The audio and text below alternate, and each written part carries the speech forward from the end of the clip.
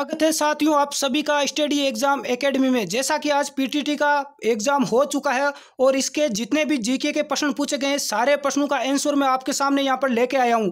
इससे पहले आप यदि राजस्थान के सबसे लोकप्रिय चैनल स्टडी एग्जाम एकेडमी को पहली बार देख रहे हैं तो चैनल को सब्सक्राइब करें, वीडियो को लाइक करना ना भूलें। तो शुरू करते हैं साथियों। पहला प्रश्न, गुड सर्विस टैक्स भारत में कब लागू हुआ? यानी कि सीधा साधा मतलब था जीएसटी।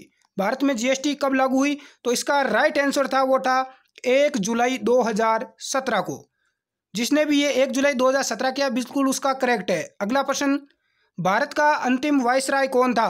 तो भारत का अंतिम वाइसराय पूछा गया था, इसका राइट आंसर होता लॉर्ड माउंटबेटन। जिसने भी इसको लॉर्ड माउंटबेटन किया उस मित्र का बिल्कुल यहाँ पर राइट आंसर है। अगला प्रश्न, स्टैच्यू ऑफ यूनिटी कहाँ पर स्थित है? तो इसके अंदर देखो अलग अलग ऑप्शन दिए गए थे, शायद यहाँ पर शहर का नाम नहीं पूछा गया था, कंट्री पूछी गई थी। तो इसमें राइट होता भारत, भारत में स्थित है। अब भारत के अंदर जो भारत का गुजरात राज्य है, गुजरात राज्य में ये स्थित है। और स्टैच्यू ऑफ यूनिटी ये सरदार वल्लभ भाई पटेल की सबसे ऊंची प्रतिमा है। अगला प्रश्न पूछा गया था आज की विंग्स ऑफ फायर पुस्तक के लेखक कौन है? पुस्तक का नाम भी पूछा गया था। तो इसके लेखक थे डॉक्टर एपीजे अब्दुल कलाम, भारत के पूर्व राष्ट्रपति। अगला प्रश्न था कि बंगाल का विभाजन कब हुआ? यहाँ पर बहुत इजी प्रश्न भी पूछे गए थे, मीडियम लेवल का ही था। तो इसका राइट आंसर था 1905 में बंगाल का विभाजन हुआ। बढ़ते हैं अगले प्रश्न की ओर। मैं कम समय में अधिक प्रश्न करवाने की कोशिश कर रहा हूँ। विश्व पर्यावरण दिवस कब मनाया जाता है? यहाँ पर बिल्कुल बेसिक लेवल का प्रश्न था। विश्व पर्यावरण दिवस है वो 5 जून को प्रतिवर्ष मनाया जाता है। बढ़ते हैं अगले प्रश्न की ओर। अगला प्रश्न था भारत में प्राकृतिक रबड़ का प्रमुख उत्पादक राज्य है। तो प्राकृतिक रबड़ का जो उत्पादक राज्य है वो है केरल। जिस भी मित्र ने केरल इसका आंसर किया था उसका बिल्कुल यहाँ पर राइट आंसर था। नेक्स्ट अगला प्रश्न है भारतीय संविधान के किस अनुच्छेद में राज्य को परिभाषित किया गया है? यहाँ पर शब्द आया राज्य, तो राज्य को किस अनुच्छेद में परिभाषित किया गया है? इसका राइट आंसर था अनुच्छेद 12 के अंतर्गत राज्य को परिभाषित किया गया है। इससे पहले यदि आप चैनल पर नए हो, सब्सक्राइब नहीं किया तो लाल बटन नीचे वाले को दबाकर सब्सक्राइब करें ताकि आने वाले और भी प्रश्न मैं आपको कवर करवा सकूं और कोई भी नोटिस और सूचना इस चैनल पर सबसे पहले दी जाती है। अगला प्रश्न है प्रार्थना समाज की स्थापना किसने की? तो प्रार्थना समाज की जो स्थापना है वो की थी आत्माराम पांडुरंग ने। देखो साथियों अभी इसकी आंसर की जारी नहीं की गई है। जैसा बीएसटीसी का एग्जाम हुआ था उसकी भी ऑफिशियल आंसर की अभी नहीं आई है, उसी प्रकार पीटीटी की भी आंसर की आने में अभी टाइम लगेगा।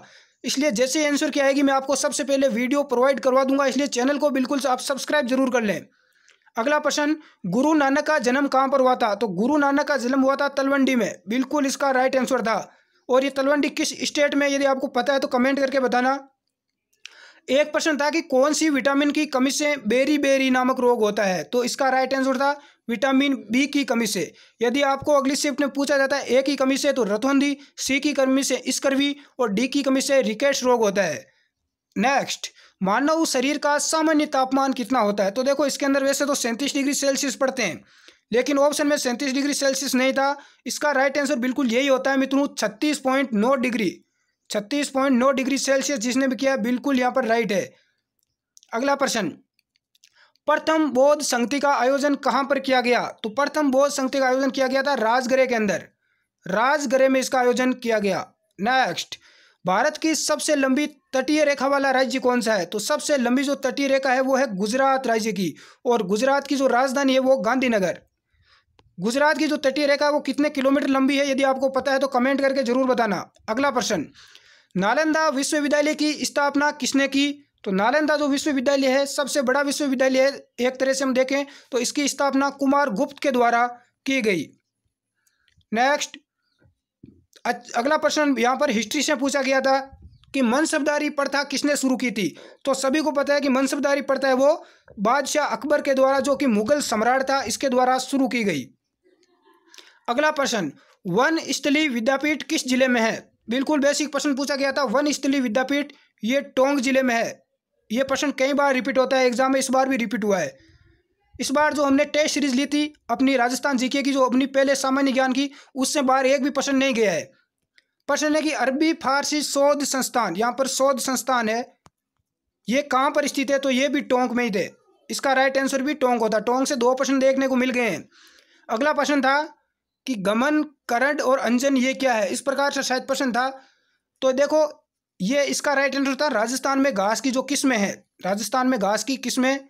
अगला प्रश्न था आनंद मठ नामक प्रसिद्ध पुस्तक के लेखक कौन थे? तो आनंद मठ पुस्तक के लेखक थे बंकिम चंद्र चट्टोपाध्याय या बंकिम चंद्र चटर्जी। और इन्होंने जो राष्ट्रीय गीत है वंदे मातरम, राष्ट्रीय गीत वंदे मातरम इन्होंने लिखा था, बंकिम चंद्र चट्टोपाध्याय ने। अगला प्रश्न, भारतीय पुनर्जागरण का पिता किसे कहा जाता है? तो भारतीय पुनर्जागरण का जो पितामह है वो राजा राममोहन राय, इसका बिल्कुल राइट आंसर था। राजा राममोहन राय, जिस भी मित्र ने किया बिल्कुल राइट है। काफ़ी प्रश्न बिल्कुल यहाँ पर आसान पूछे गए हैं। अगला प्रश्न, ये फिर और एकदम आसान प्रश्न आ गया, और ये प्रश्न है ना, ये हर बार हर एग्जाम में लगभग रिपीट होता है। काजीरंगा राष्ट्रीय उद्यान कहाँ पर स्थित है? तो काजीरंगा राष्ट्रीय उद्यान है वो असम राज्य में स्थित है। और असम की राजधानी की बात करें तो असम की राजधानी है दिसपुर।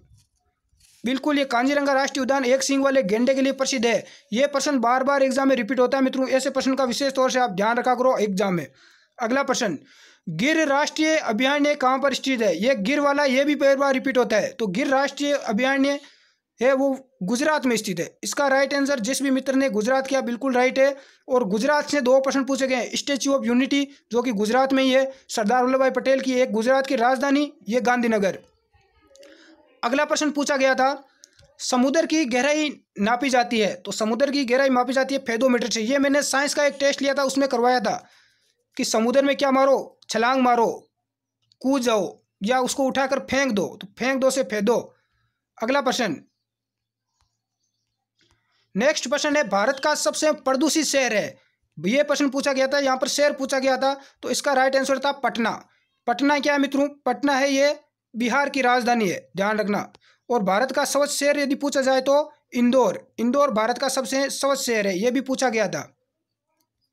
अगला प्रश्न, इंदौर है वो मध्य प्रदेश में, ध्यान रखना। ये आ गया यहाँ पर प्रश्न, भारत का सबसे स्वच्छ शहर कौन सा है? तो भारत का सबसे साफ सुथरा यानी स्वच्छ शहर 2019 में और 2020 में दोनों में यही था इंदौर। इंदौर जबकि ये मध्य प्रदेश राज्य में स्थित है।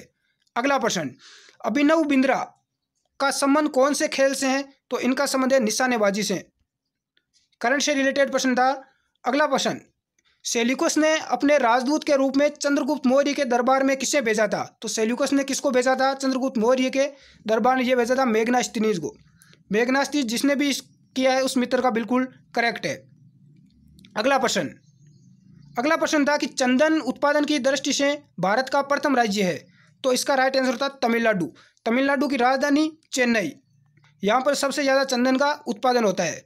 अगला प्रश्न, भारत का सबसे स्वच्छ शहर ये पूछ लिया गया है। बांग्लादेश का उदय कब हुआ?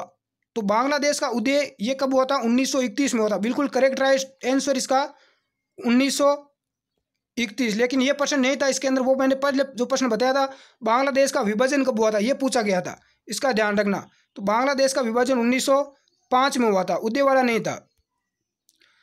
अगला प्रश्न, गरीबी हटाओ पंचवर्षीय योजना का नारा था, तो इस योजना का नारा कौन सी पंचवर्षीय योजना का था? बिल्कुल गरीबी हटाओ, तो ये 5वीं पंचवर्षीय योजना का नारा था।